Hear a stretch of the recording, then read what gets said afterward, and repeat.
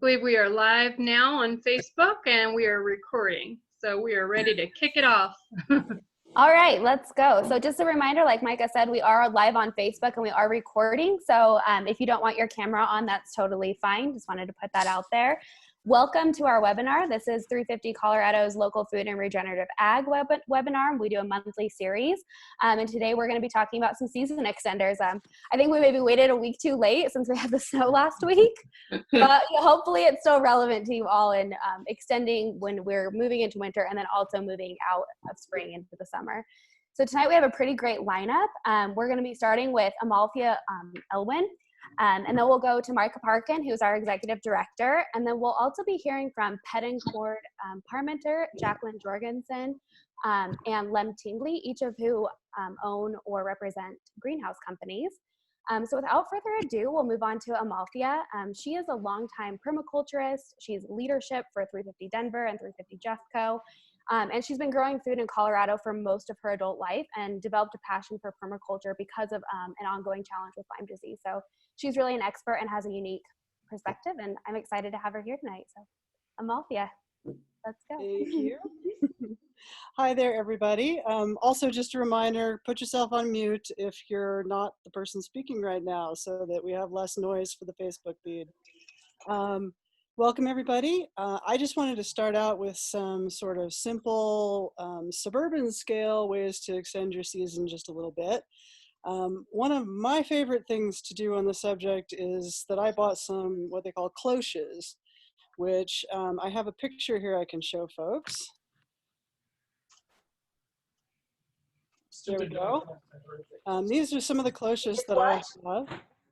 And they're pretty neat in that the top rotates, and so you can decide how much venting they have so that you can adapt to temperature changes. You can use them in the spring to start out crops, or you can put them over small crops in the fall if it's gonna snow and you wanna protect them, and you can decide exactly how much cold air gets in. They have a spot there that you can stake them to the ground, which is pretty cool. But there's also, very inexpensive ways to go about this, like blankets and tarps and sheets and various things. The biggest key to using some of those things is that the cold can still come through your sheets and blankets and tarps if it's touching the leaves of whatever plants you're growing. So if you're going to put those over your garden, you really want to make sure they go all the way to the soil, and you want something to use for supports to drape them across so that they're not in heavy contact with the plant itself, which is something that a lot of people unfortunately learned last week, is that the blankets and tarps and things get soggy and cold, and you don't really want that in contact with your plant. Another trick for them is that you can do things like put a hot water bottle in there to help regulate the temperature, to keep it just a little bit warmer. Because generally speaking, as a season extender, you don't need it to be a lot warmer. Most plants will do okay to freezing that you're trying to grow here in Colorado. So you're really only looking for a couple of degrees difference, and often a hot water bottle will be enough to make that difference. Some people also use old-fashioned Christmas tree lights. Those are a little bit riskier because you got to make sure you're not going to get water in your electrical and have problems from all of that. But it is one of the options that's available. Those are some of the things that I use. In an emergency, when you haven't managed to buy any cloches, you can go to Home Depot and buy buckets and put those over your plants when you're having, a terrible time with early freezes in September that you didn't expect or trying to figure out what to do. So it kind of depends on the scale that you're working at, whether you've got like a smaller pepper plant that will fit in a bucket, or whether you've got something that's big enough that you need to drape it across a frame of some sort. I often use, I actually can't eat tomatoes at this point because of my Lyme and dietary issues and what have you, but I still have tomato cages that I use as a means to drape plastic or blankets or whatever across things and then clip stuff to them. And then I just use rocks on the bottom to pin them to the ground so that not a lot of air can get in if the wind blows and that kind of thing. And so those are some really, really cheap ways to get started on extending your season a little bit, because we often have a couple of cold spells, but we still have a pretty good chance of growing a lot of things during the September, October kind of time frame. So it can really make a difference to how much you can produce and whether you can get a fall crop in. So with that, I will hand it to Micah, who is going to tell us a little bit about cold frames. All right, good timing. Awesome. Thanks so much, Amalthea. Yeah, we experienced this last week, as you say. I was actually pretty surprised at how I was able to throw some tarps just quickly over tomato plants and some beans, and I really didn't think they were going to survive under all that snow and the cold, and they did. They were all just perfectly fine. So that was a bit surprising. One of my tomato plants was just behind my clothesline, and I even just threw some towels over, over them. And yeah, it was pretty impressive, even with that snap that we had, that they were just fine. So yeah, I'm just going to talk for just a moment about just some other kind of low tech ways that we can extend the garden season. And I'm gonna share my screen, just one moment. Let's see. There we go. Can y'all see my screen okay? Mm-hmm. Oh wait, sorry. I even after telling you, Michaela, I was gonna make sure to do it right. I forgot right then to click the buttons. I need to, oh, they're clicked, okay, because I clicked them earlier. So let's try that again. Now, can you see my screen okay?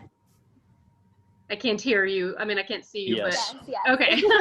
All right, good deal. So just a few garden season extenders as we go into the beautiful fall that changed quickly to winter and then snapped back to fall. Let's talk about that. So a few things that I've used here at my house. Early on, we tried hoop houses. We actually bought a hoop house sort of setup that we put across our entire garden. We bought 2 of them and put them up in our garden. They weren't quite as snazzy as these that you see on the left here. They were a little bit more of a cheapy version that we got online. And they worked okay. For the most part, they worked fine. But I would say that when we had some really high winds, which y'all know we can get some serious high winds here in Colorado, that it kind of really, took, shook ours up a little bit because they weren't as sturdy versions as these that you see on the left here. And so that's one kind of downside. You can buy these kinds of things online. You can also make them, and I've made ones like the one you see over on the right hand side, just with PVC pipe and just some plastic that you can purchase at a hardware store. And it's pretty easy just with some brackets to put these PVC pipes like they've done here in the upper right hand corner, to put those up and then put the plastic over it. And you can get even a little more snazzy, like the people at the bottom there who made one that just folds back on itself instead of the PVC being attached to the boards at the bottom. So I've used those sorts of things, and it really can help tremendously with just insulating, providing that extra little bit of protection from the cold, and certainly from like a dumping snow, it can really protect them. But this isn't going to be quite as, the snow will weigh down some of these things if they're not really high quality. A lot of farms, though, use hoop houses, like larger versions of what you see here, to extend their seasons. So it works pretty darn well, and especially as protection from, like I say, snow and hail and animals. And it can be built quite cheaply. A lot of the stuff you could even go to Resource Yard or find on Craigslist, just cheapy versions of stuff to build this sort of thing quite inexpensively, little mini hoop houses and things. So we also use cold frames here at my house. We've built our own, and in just a minute I'm going to take you through a quick video on how you can build your own if you want to, but you can also buy them online, and you can find like used windows and things again at Resource Yard and other places, and build them build a little box, and you always to the dimensions of that, and you can repurpose things and build them, or even buy them online if you want to go a little less DIY it. And so it also protects, and I'd say these are quite a bit more durable as well. They're not going to cave under hail or snow or anything like that. So that's useful. And then I'm going to show this quick little video about how you can make one. Cold frames are an essential part of the gardener's toolkit. Use them to start off seedlings earlier in the spring, to carry on cropping vegetables well into winter, or to help harden off tender plants in early summer. They really are the gardener's best friend.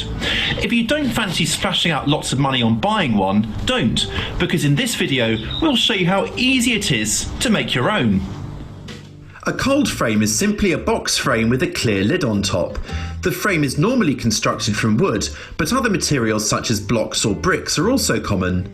The clear lid lets in the sunlight, trapping warm air inside while protecting plants from inclement weather. Because of its uncomplicated structure, a wooden cold frame makes an excellent DIY project. Salvage windows will give you an instant lid, with the frame measured and cut to fit. Slope the lid towards the midday sun for maximum light and warmth. Position your cold frame directly onto the soil or on concrete or slabs. To make a cold frame, start with an old salvage window or windows, or a clear door, such as a shower door. If you can't get one, use a sheet of glass or twin-wall polycarbonate secured to a simple wooden frame. To fix the lid to the walls of the cold frame, you will need some strong hinges. To make demonstrating the construction process clear, we are using a cold frame kit. If you are using a salvage window for your cold frame, then the wood for the frame will need to be cut to fit. The box that the lid sits on is made up of lengths of pressure-treated lumber, cut to match the dimensions of your lid or lids. Here we're using 3 boards at the front, then 4 at the back to give us our slope. 7 shorter boards make up the sides. The 7th length is cut diagonally to give you 2 triangular boards, 1 for each side to match the slope. The boards we're using are about 3/4 of an inch or 19mm thick. All of the boards will be screwed to 4 corner battens about an inch or 2 centimeters thick, which match the height of the front and back of the finished cold frame. You will also need 4 additional battens, 2 short and 2 long, which will enable you to either vent the cold frame or fully prop open the lids on sunny days.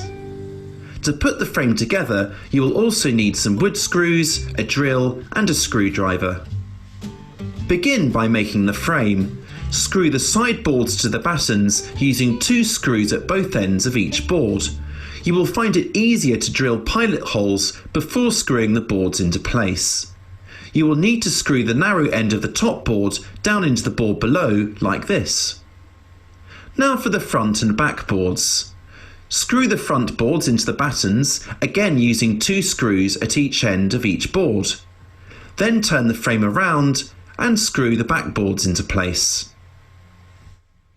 The completed cold frame is now ready for the lids. Carefully position the lids onto the frame so the lid and frame are flush at the back.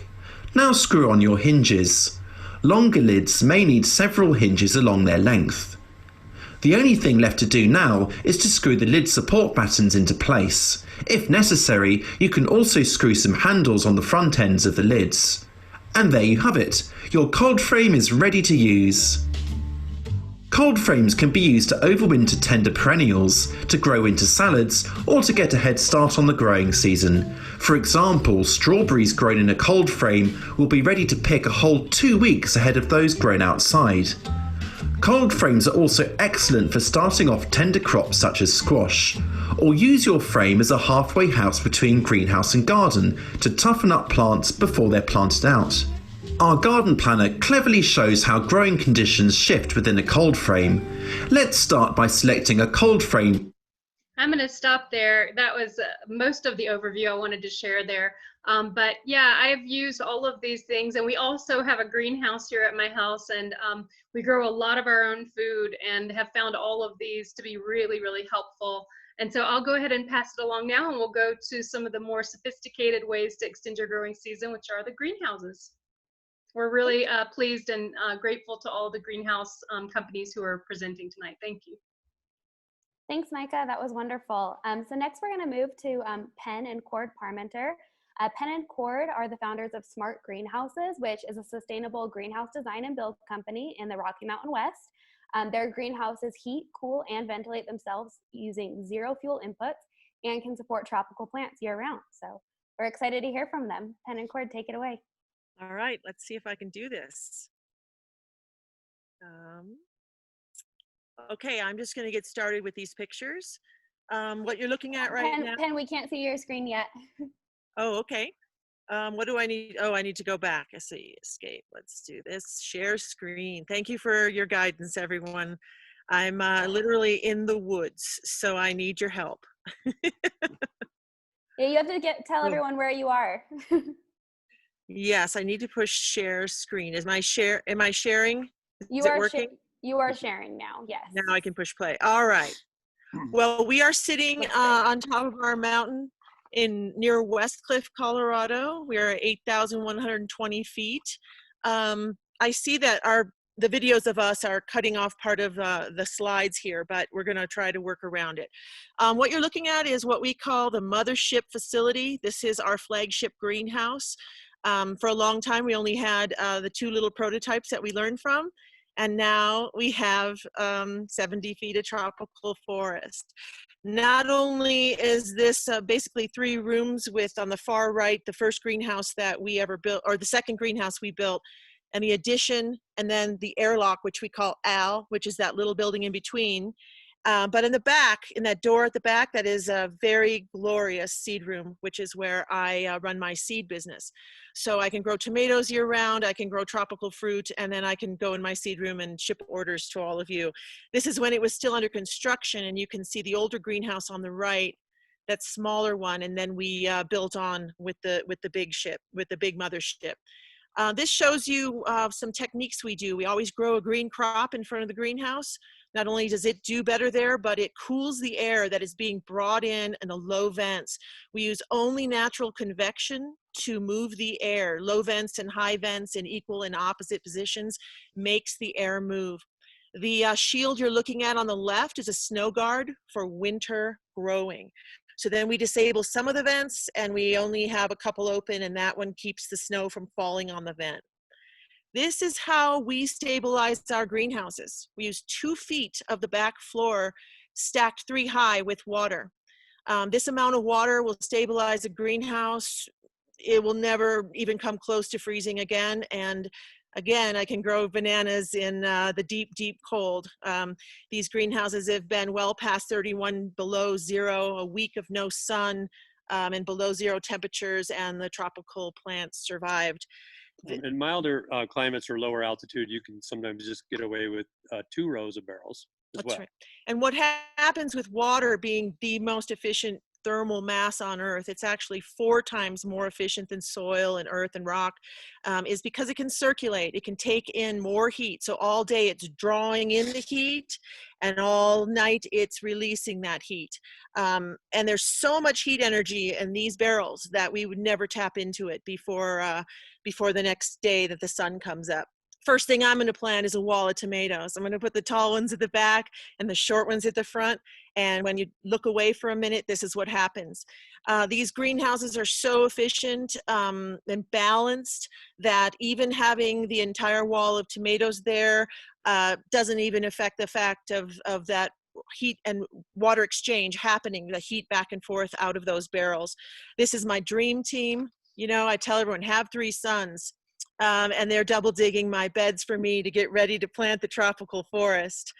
This is a client. So the first thing she did was grow that wall of tomatoes, because, you know, a tomato at 8,000 and 9,000 feet is the holy grail of the mountains. This is my greenhouse now, coming on with the ginger, the orange trees, the turmeric. But this was early on. It's wild now.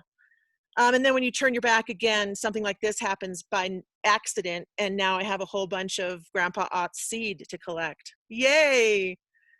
This is it today. That's the kava and the tomatoes mingling and nasturtiums. It gets wild when you turn your back. That's the ginger in bloom, nasturtiums. I just wanted to get some eye candy pictures going for you. There's that snow guard in action, allowing the vent to open and close underneath it, and takes the weight. You can cord can actually stand on that. It's so strong. This is how we plant that crop in front, where with the corn is in front, so that when the vents are wide open, they're not touching, so they don't impede each other. This is the vents at the back, of course, out of the wind, and that natural convection is what's moving the air. We don't have to plug in a fan or anything. And that's the magical door to the seed room, by the way, which this is the seed room. It's 10 feet wide by 24 feet long. And then there's an indoor-outdoor workspace. This is when I first got into it. And this room can be anything you want on the back of a greenhouse. It can be a tool shed, it can be a workspace, but this is how you begin. And then you start adding your seed, and being a seed business and all, when you order seed from me, this is where I'm working in this amazing thing. On the right, all the seed that's not cleaned, and on the left, all the seed that is. But that's the happiest place on earth, ladies and gentlemen. That's what the outside workspace looks like looking in. All right, so we started with a teeny tiny greenhouse. We had no prospects and no money. We were in our 20s on raw land with no water, and we built this with salvage materials. It is still producing food 20 years later. And we'd read a book called The Food and Heat Producing Solar Greenhouse by Bill Yanda, and Cord remembered it, and he built this, and this thing taught us everything we know. This is what the new design looks like. We also sell plans for our greenhouses. We teach other people how to build and design and build them themselves. And Cord and the Dream Team build them for clients all over the Rockies. This is the second greenhouse we built, and that's the one that the mothership is attached to. That's the one that went to 31 below zero without killing the tropical plants, no inner cover, no supplemental heat. And that's what it looks like now with the new design, with all brand new materials for clients. This is what it looks like with the optional shed off the back. So you can have it built that way, and the plans support that as well.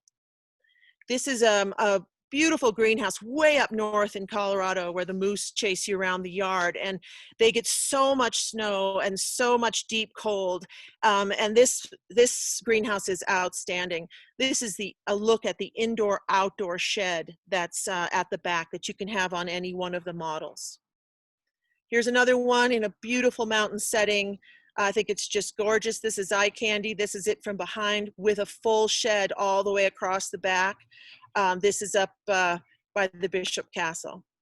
Here's another one, just giving you some ideas of our models. We build all kinds. Each one is unique to the place. You notice those big river rocks because we put foundation in the ground. Cord has to work with all kinds of soils, all kinds of locations, hanging off a cliff, in a waterway, whatever it is, he figures it out. I just want to point out too real quick that all these greenhouses are fully self-ventilating and self-heating. I have a system of putting in automatic vent openers, that's reasonably priced. I'm always trying to keep the cost down. I know a lot of farmers want these kind of greenhouses. So I'm always trying to accommodate them and keep the prices reasonable as possible. I do very deluxe versions as well, but all of them can be made to be fully venting, self-heating and self-venting. This is one that's right up against a building, so we have to adjust and make a different venting system, but venting is one of the biggest problems with greenhouses in the West. They overheat, and many of them are undervented. So Cord's always making sure that airflow is moving. This one is interesting. It's very small, but this one is under 120 square feet. And in a lot of counties, you can build this without a permit. So he designed one for the folks that don't want to have to invest in that permit, because again, this is a permanent building in the ground with a insulated foundation. So this design being one that a person can save a little money on by not having to deal with the county. And I think that's it. All right, I don't know if that was 5 minutes or not. And so do we still have a few minutes, or did we do 5 minutes? You know, I didn't time you, but if you have another couple things to say, you're good. You can go for it. Okay. Well, we just want to say that we build these all over the Rockies, and they really are specially suited for the Rockies, where it gets hot in the day and cold at night, and so that heat exchange from the barrels helps. But the barrels cool the greenhouse just as much as it heats them. So we have to remember, for the folks down below where it's very hot in the day, the water works better than anything we could ever tell you. Also, the barrels will live for the life of the building. You never fill them again once they're full, and they act as your batteries. Also, Cord has designed a attachment to the automatic vent openers because they're not made for smart greenhouses. They're made to only work in the summer. So he's, he's a blacksmith. So he created a device that can help adjust the automatic vent openers so they work better in different seasons because they're fully adjustable. Much more so than the ones that you just buy out of the catalog. I actually buy the really strong ones out of the catalog, but then I attach them to these devices and they work really well. They're really strong. They're very resistant to wind.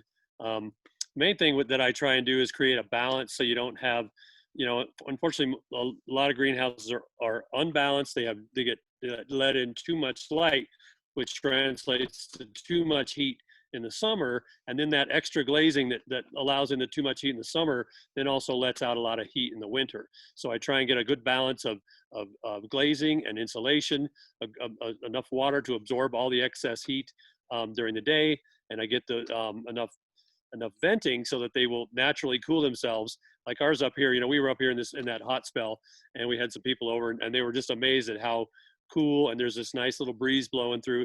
There was really no wind blowing, but there was air moving through the greenhouse. It was really warm, and it's really nice and cool even under very hot conditions. So yeah, they work great. That's what I work at. And also you can see in these pictures that Cord's detail for a high standard and high quality of building. Everything fits, everything works, everything is tight. There are no unofficial, no unauthorized venting, right? It has to do what it's supposed to do. And he really basically custom makes each one for each person. It's been really great. Okay, awesome. Thank you both so much. That was wonderful. Those pictures were really magical. I really loved seeing those. So next we're going to move to Ceres, and I think Jacqueline Jorgensen will be representing Ceres tonight. Ceres creates sustainable growing environments by combining smart design, innovative technology, and dynamic partnerships. Ceres is there for its clients every step of the way, from navigating funding opportunities to providing growing data, and is working to increase our food security together. So Jacqueline, go ahead. Yeah, hello, good evening, everyone. I'm coming to you from here in Denver. Our company, Ceres, is located out of Boulder, Colorado. And everyone, all of our engineers, architects, designers, grow specialists, we're all here locally for the most part. And we've been working for almost 10 years now and just implementing greenhouses, not only in Colorado, but all over the United States and Canada as well. We specialize in energy efficient greenhouses and using passive solar principles as well as geothermal technologies to bring more efficient heating and cooling, especially in places like Colorado where we get temperature shifts that are large, 30 degrees plus almost every day of the year. So I'm going to share my screen. Can everyone see it? Good, okay. Yes. And I can put the information to contact again later at the end of this, but I have a short video to start that shows one of our local microgreen farmers here in Colorado.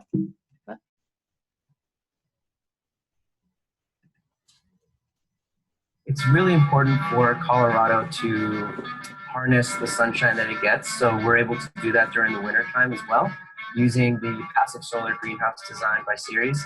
And this allows us to really control a lot of aspects in our production. As you can see right now, we're growing flowers and herbs, and we're in the middle of January. Promise I kept that one short and sweet. A very short video. And we also have a YouTube channel. If you just search Ceres Greenhouse, we have all sorts of fun grow series, different build videos, and all different sorts of things. So essentially how Ceres kind of varies from more of your conventional greenhouses. You'll see some of our larger models over here on the left-hand side of the screen. This is a hydroponic farm actually in Ottawa, Canada. And then this is one that's actually in Mancos, Colorado, down near Durango area.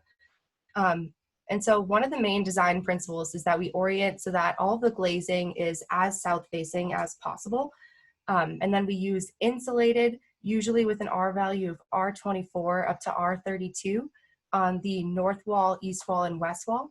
and all the wall interior finishes is white and reflective. So when the sun is coming in at that lower angle during the winter months, you're actually going to be harvesting and increasing your light at the plant canopy, just inherently from the white finish. Otherwise, you can see in this photo too that we do have active ventilation. So we have intake louvers and exhaust fans that we have set all on a centralized controller, so they operate and open in congruence with heaters and also our geothermal systems. So I kind of went through a little bit of this, but the building envelope is really one of the most important pieces of what we do. Depending on the plants that you're hoping to grow, we select glazing based on your light levels needed.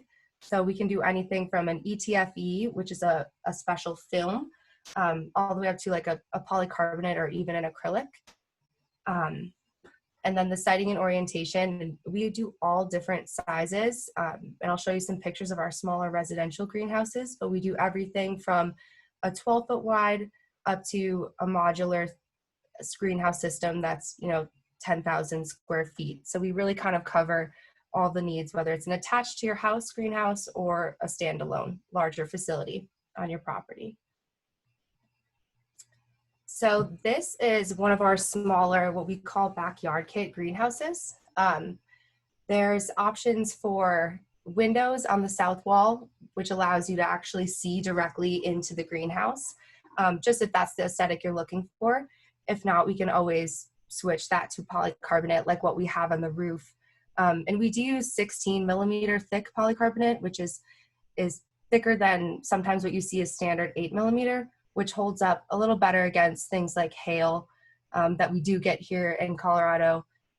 And then also something to note is that we design and we actually engineer and get engineers stamped drawings for the foundation and the structure. So no matter what your wind and snow load is, whether that's 93 pounds per square foot or 20 pounds per square foot, we can engineer for it. So everything is up to permitting code. A few things to mention about this one too is we also are very, very interested in how we can heat and cool without using things like propane or natural gas. One of the ways we do that is similar to the water tubs, but this is called phase change material. And you can see it here on the north wall of this greenhouse.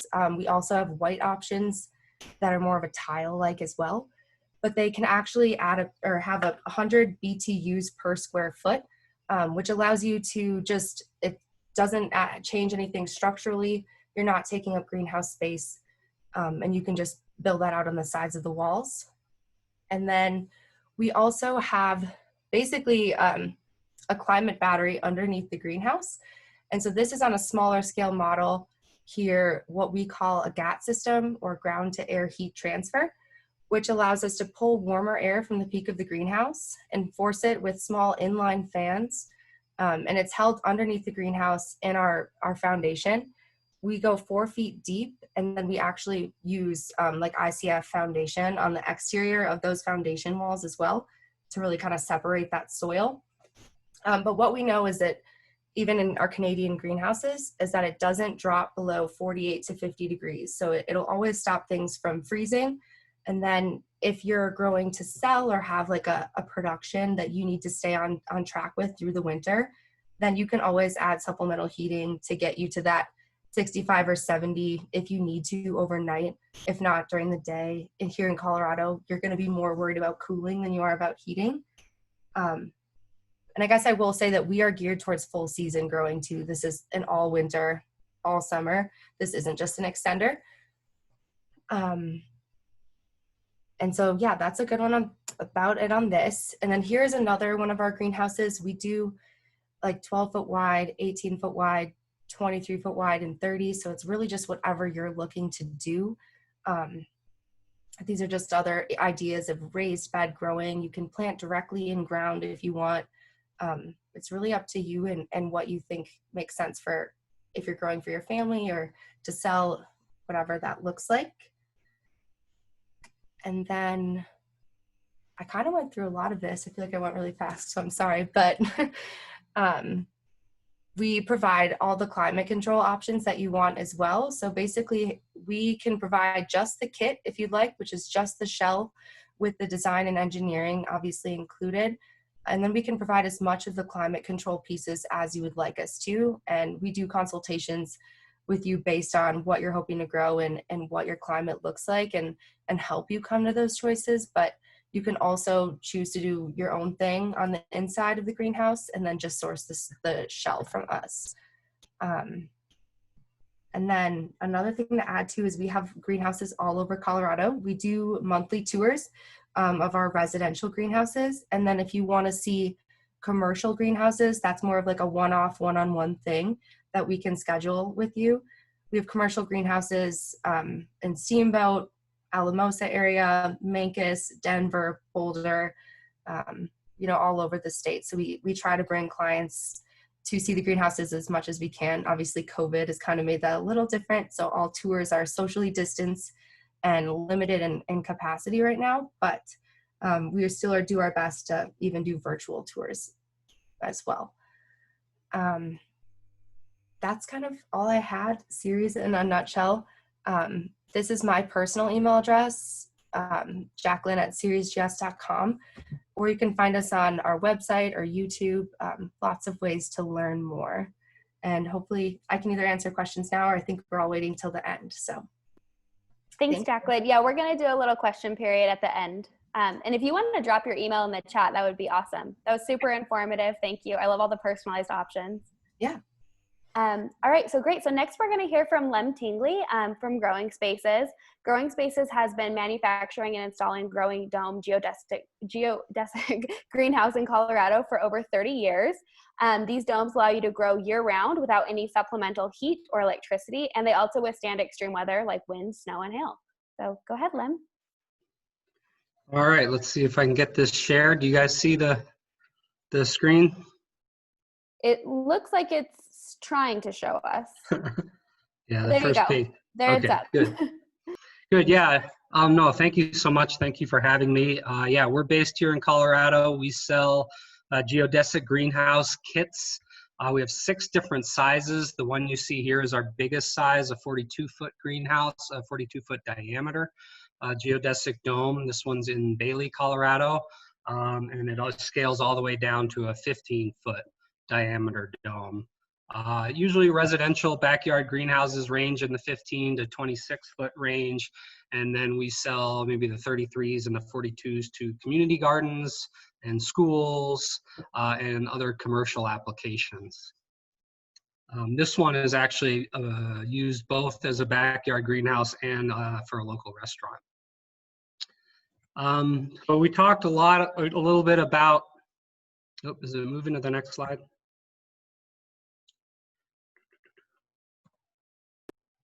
You may need to click on your slide a couple of times. Okay, yeah, it seems, oh, there it goes. We talked a lot about the challenges here gardening in Colorado that we're all too familiar with. Very short growing season. If you're growing outside, you really only get the one outdoor growing season. And then looking for season extenders to help extend that. Extreme weather is always a hazard. The snow in September was just crazy this year. It sounds like a lot of people made it through it. We covered our beds and did pretty well just with a tarp, so it never really got that cold. But fresh produce, just produce in the grocery store travels hundreds, if not thousands of miles before it hits the shelf. We're always struggling with wildlife getting into our outdoor beds. Whoops. And then obviously fossil fuels, high cost, it's very expensive to heat traditional greenhouses. So our greenhouse, the other greenhouses we've seen are very fuel efficient. Obviously you don't use a lot of fossil fuels, which is great.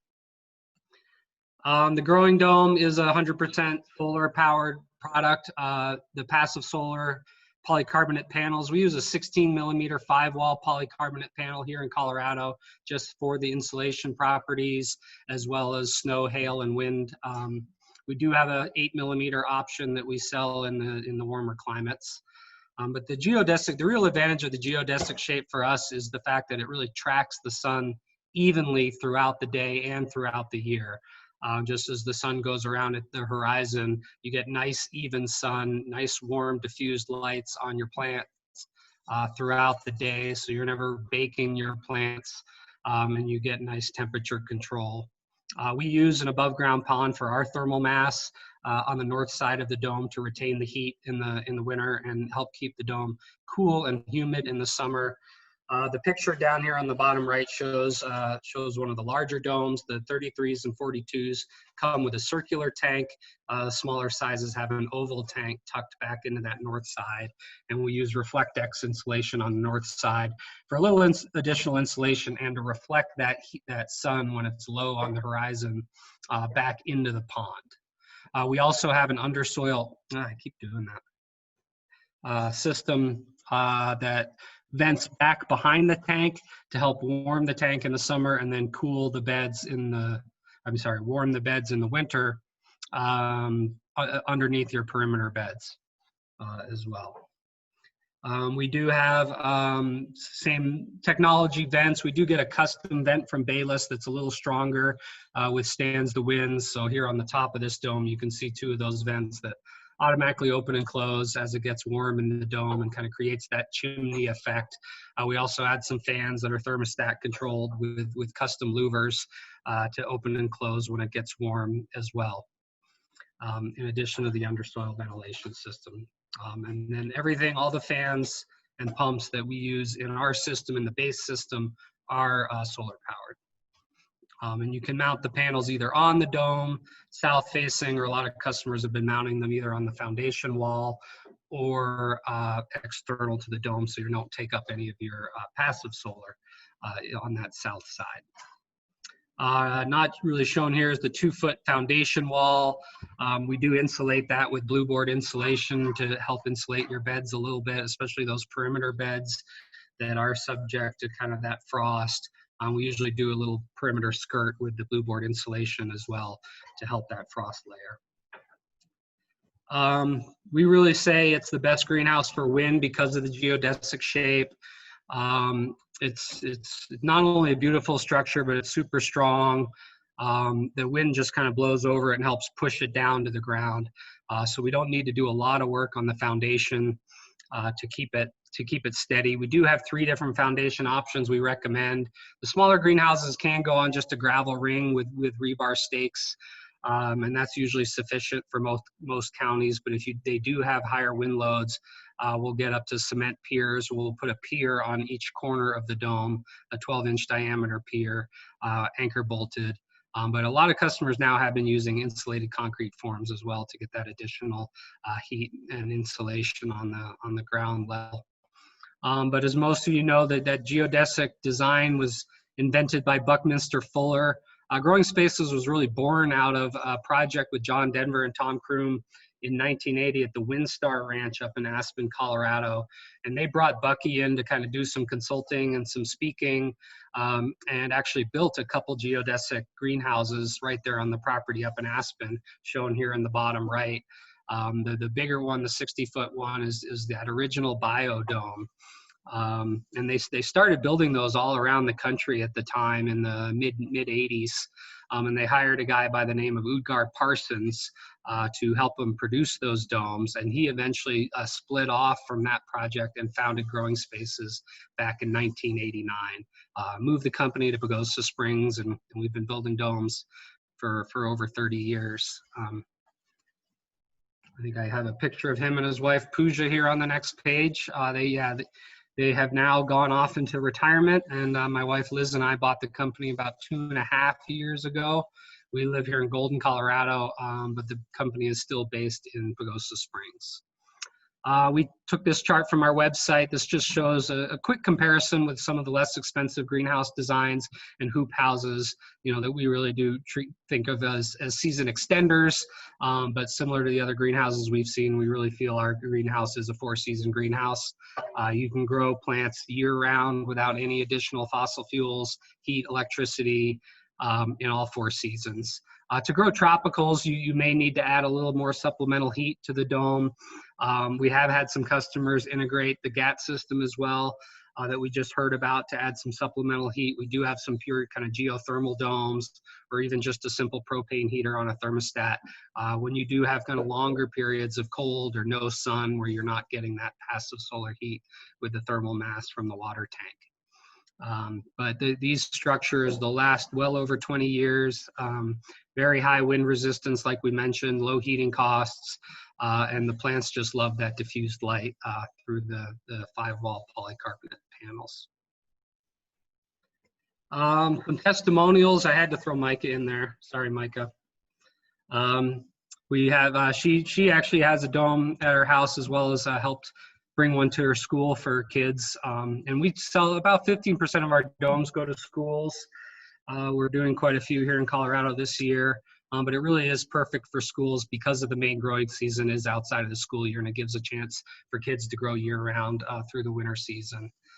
So we're really interested to see how a lot of these domes are being used during COVID, but we're hoping it's kind of an alternative space where kids can be socially distant and still able to work in the greenhouse. I was up at Evergreen Bergen Meadow Elementary School just this morning, helping with a build up there, talking to the principal and really trying to figure out what they're going to do. And they're going to try to do some projects where maybe they do their starts at home, you know, in the windowsill, and then bring them into the dome once they're ready to be transplanted or put in a container.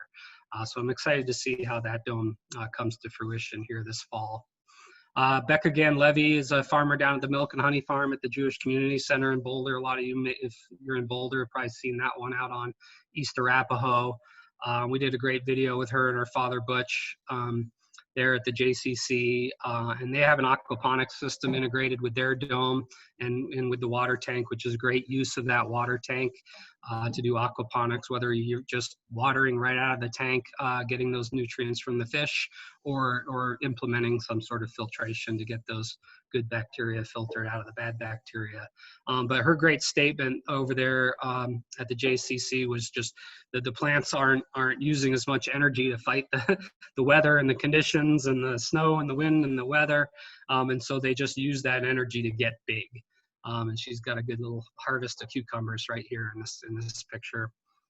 Josie is a friend of ours from Pagosa. She was the first dome built in Pagosa Springs when Ugar and Pooja moved there. She's had her dome well over 20 years and just loves gardening in that dome, and just really has it also a really peaceful, you know, relaxing place to relax in her dome.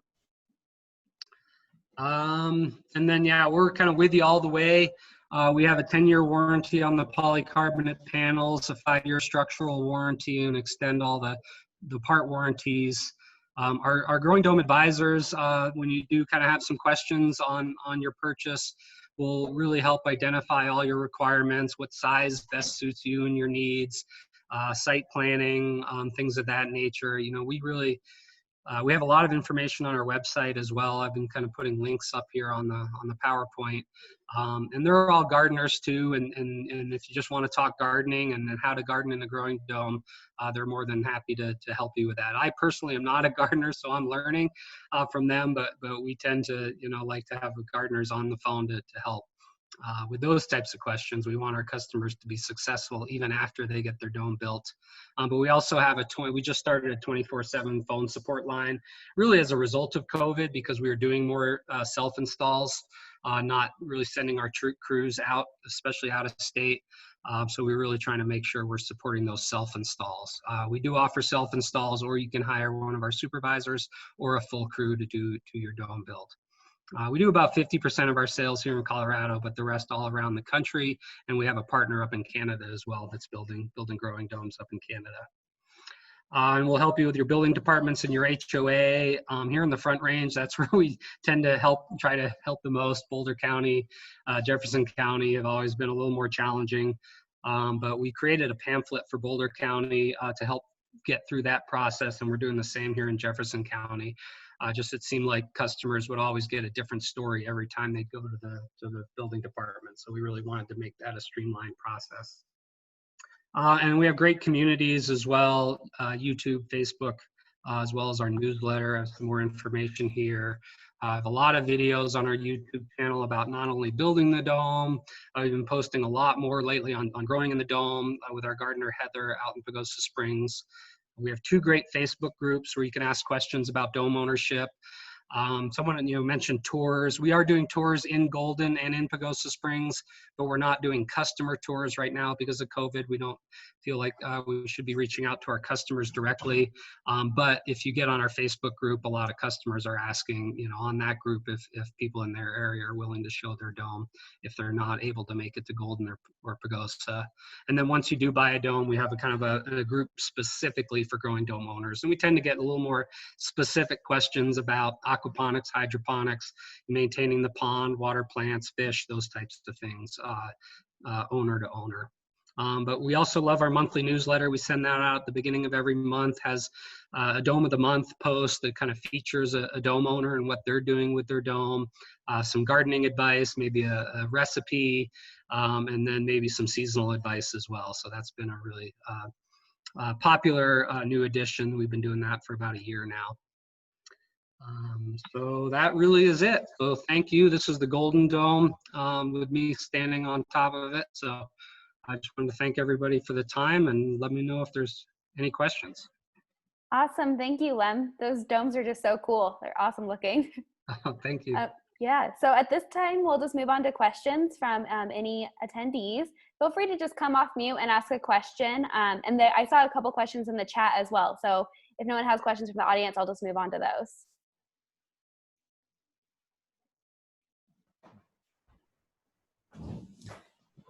Hi, I'm Angela Cantola. My question relates to phase change material and whether the Parmenters are looking into that as an option in their design for smart greenhouses. We built one according to their designs about 8 years ago and have wondered about phase change material, perhaps replacing the barrels and giving us more space at some time. Ward, you're up. Hi, yes, we have looked at phase change material, and it's an interesting new technology that's got some good benefits to it. For myself, I do try and make these things more available to average folks and stuff. And the water actually, the phase change material works really well as far as releasing temperature, releasing heat at a certain temperature, and does that. But the amount, in fact, they say it's like four times as efficient as water. However, you get a lot less with the material, and it's a very expensive material. And also, like some of the situations where we have up here, especially at higher altitude, where the sun never comes back up to a certain degree, it doesn't have a chance to recharge itself. And so, so sometimes you might get a release of energy, but if the temperature doesn't rise up enough to do it, which happens less and less lately. 10 years ago, I would have said that was a big problem. Now it's maybe not as less. But I do find that that the water is the most economical and also very stable.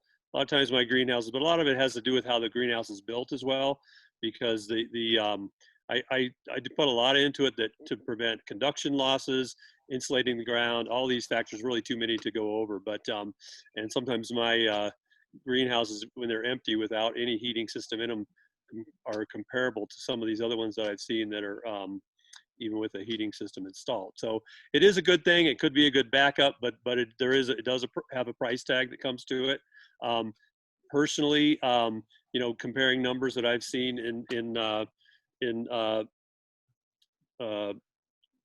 solar greenhouse book, I basically use about 3 times. I have about 3 times the stored stable mass as a phase change material system would have. And by the way, your picture's awesome. Thank you so much, Pen. We love our greenhouse. It's about, we built it in 2012. It operates beautifully. We're still figuring a few things out, but everything we learned in your class was amazing. And our greenhouses always stayed well above freezing. And sometimes we grow tomatoes year round. So kudos, you guys were awesome. Reach out with any questions to us, We love to hear from our students from Denver Botanic Gardens as well. So Thank you. Awesome. thank you. We have a couple more questions coming in from the chat. Judith Rice Jones asked, and maybe this is a good one for Lem or anyone else who knows, but is there an association which deals with design issues, setbacks for planning departments, HOAs, etc.? And then she also asked if you can talk about using the up space. I don't know if that's up or UP space. The up space means working, growing from the top down and the down up, and vining and hanging and using the entire space of the greenhouse. So we're always hanging plants from above and having them vine down, and then we're having plants climb those plants or to use the whole space. I think that's what she's asking. But go ahead with the other question. Yes, thanks, Pen, exactly. And you do it beautifully. Oh, thank you. If Lem or Jacqueline, if you want to jump in with that other question. Yeah, I don't know of an association. We just did a podcast with Why on Earth podcast out of Boulder, and they're trying to put something together to work with HOAs on eliminating pesticides when they kind of do the landscaping, things of that nature, so people can not get pesticides in their outdoor gardens. And we wanted to kind of help team up with them, because one of the issues we do run into with HOAs is they just don't want another structure, and they don't really understand the benefit of growing your own food, and it's a very strange thing. But we would like to kind of maybe even form an association where we can kind of help HOAs or help customers navigate that HOA process and really show the benefits. I had one example. My brother-in-law did get rejected by his HOA 100%, and then we kind of went back and talked about the benefits of the greenhouse and why they were growing food, and him and his wife both had health issues. And then after that, they approved it unanimously. So that was a nice success story. So it's just we have to do it on an individual basis right now with each HOA. Yeah, we see that a lot too, where some of the HOAs up here in the mountains won't allow any outdoor watering of any kind or any growing structures of any kind. And it's easier to deal with the counties sometimes than it is with an HOA. Yeah. Yeah, each HOA, each building jurisdiction, they all have their own. So you have to really deal with it as a case-by-case basis. Yeah, I agree. And we also do both like attached greenhouses and standalone greenhouses. And so obviously there's different rules for each, but we've done several projects in Boulder County, which is probably one of the harder ones to get through. And we do get through that process with you. It's again, just sometimes that permit takes a couple months and sometimes it takes a couple of days. It's very, very specific to your location. Make friends with your building people, make friends with your HOA. And the best thing you can do is find out any sort of restrictions, the sooner the better. If there's height restrictions, square footage restrictions, like a percentage of your property for the size, like the more you know early on, the better. Awesome. Thanks, guys. And hey, Michaela, if I can pitch in really quick on the question with the up spaces. So at the 33-foot geodesic dome greenhouse that we built over at Columbine Elementary, I used a lot of the up space. I created brackets that hung down because we were growing with children and they were planting a lot of seeds. And then we would transplant them and sell those as a fundraiser for the greenhouse for the growing program over there. So we created hanging trays to put lots of our seeded plants on over there.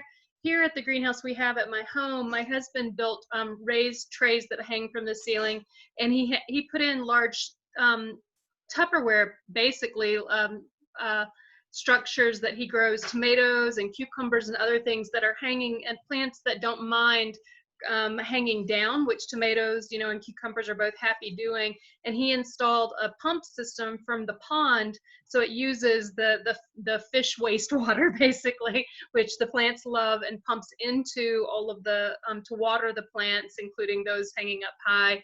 And so that's how we've used the up space, as the person asked in the question. So I just thought I'd add that. Yeah, neat. Thanks. So we had another question coming in. This is more about financing. So I'm curious if any of you have partnered with universities or consulted on greenhouse budgeting. We're looking to get funded for 3 sisters greenhouses. Also, can you suggest any grants or funding resources that maybe some of your larger clients have used? Oh, I see Lem, you replied in the chat. Thank you. Oh yeah, no problem. Yeah, we help with grants as well. Mainly we have a page where we list a lot of different grants for schools and community gardens. We do partner with the Colorado State Extension Office as well as Fort Lewis down in Durango. But some of the grants that, that we're offering, well, this year we did one for a veterans project and one for Navajo Nation. Next year, we're really going to target Black Lives Matter and try to get more urban community domes built in urban areas to help, more impoverished neighborhoods. So we're excited about those grants, but we're not able to do those until next year. I can comment on that just a little. We built a greenhouse at Colorado College, and the students themselves got the funding through their college. They did an amazing presentation. They went to the powers that be, and they said, the farm students, and they said, we need this, we want this, and we want to learn about greenhouses that run themselves. And so they made it happen themselves through the school and got the funding from them. Awesome, thanks. Well, let's do maybe one more question. Oh, sorry. I was just say, go all ahead, universities we've worked with too. There's a lot of different grants out there, and also working with university, there's lots of ways they can come up with money as well. And I will say too that there's a lot of energy efficiency grants out there. So things for geothermal or LED lighting. There's a lot more out there for that than there is new builds. Yeah, I think that's a good reminder. Thanks. So I want to just give opportunity for, one more question, a final question from the audience. If anyone has one, let's go ahead and take yourselves off mute. All right, going once. All right, we'll go ahead and conclude then. Thank you so much, all of our presenters. Oh, Greg, do you have a question? I saw you come off mute. Well, it took me a minute. What is the cost of these various greenhouses? It's talking about design are all wonderful things, but people have budgets, and what is the comparative cost of the different types of greenhouses? Well, that's a very complicated question. I'm sure we'd all agree. And it can vary a lot from place to place and what's required. We have a small one that's around $16,000 all the way up to $70,000. I know they can get to be more than that, depending on what you want. I'm sure that some of these big structures we saw earlier, can get up there, but it's going to vary depending on your snow load requirements and your foundation requirements. A lot of things that go into that. Generally, these kind of greenhouses are seem, at least in the when you look at greenhouses in like catalogs that you can buy these kits, a lot of what's available out there that don't really perform like these greenhouses do, they seem like a much better deal, but they're not always as cost effective as they appear in the catalog. By the time you get the zoning requirements met, then your expenses can be more. Plus the fact that they just don't work as well as some of the greenhouses what you've seen presented here tonight, because they don't, they're not really set up to hold that heat in the winter and work in the winter well. So there has to be a lot of supplemental heating that goes on to do that. So it's a hard question. Every greenhouse kind of has to be bid kind of individually. I'm sure that somebody else may have some input on that. Yeah, we do have our prices listed on our website. For the kit itself, they range from about $8,000 for the 15-foot all the way up to about $40,000 for the 42-foot. That's for the kit that includes the panels and the lumber and the foundation. There are some owner supplied items we ask you to buy, like some of the insulation, some of the longer pieces of lumber. But that, there's always, like you mentioned, site prep, your foundation, obviously your bed materials, your soil, that will add cost to that as well. And we have estimated costs for that, so we'll walk you through those costs as well. And then just real quick on the insulation, yeah, like I mentioned, we have the 2-foot foundation wall that's insulated with just blue board, and we just do a simple perimeter skirt around the outside of the dome. So we don't do a whole lot of ground insulation unless the customer wants to do that ICF foundation wall, either below ground or above ground, or even a little bit of both. So it really varies based on the customer. But standard, we do the insulated 2-foot foundation wall. And of course, remember, these greenhouses immediately start paying you back and start feeding you and start giving you plants for your outside garden as well. Yeah, I know. Same with insulation, just insulation outside of the foundation. And if you want pricing, I just dropped my email there. I'm happy to reach out or to give pricing to anyone who wants it. Awesome. Thank you guys. Well, I know we're not only at time, but over time. So thank you everyone for the extra 5 minutes. Thank you to our panelists, Amalthea, Micah, Lem, Jacqueline, Penn, and Cord. This was wonderful. We really appreciate you. And if everyone wants, who spoke tonight, would be comfortable dropping their information in the chat for anyone who wants it. And I'm also going to put my email in there. I forgot to introduce myself at the beginning, but I'm Michaela, and I'm the intern for the Regenerative Ag Committee. And if anyone has any interest in joining that committee or learning more, please reach out to me. Thank you, everyone. Thank you. Thank you. Thank you. Thank you, presenters. Thanks, Michaela. It was very interesting. Good night, all. Good night. Thank you.